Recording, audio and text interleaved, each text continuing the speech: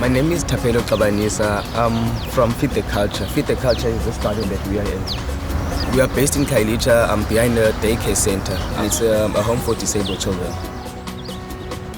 Feed the Khaltsha is an initiative that has been started by young men from Khayelitsha, which is to empower food security, which is to empower youth, which is to empower agriculture, which is to also empower organic farming, because that's what we're all about.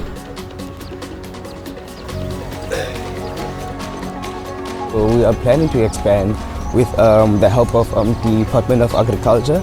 So we are planning to expand this, take this space, this whole space here.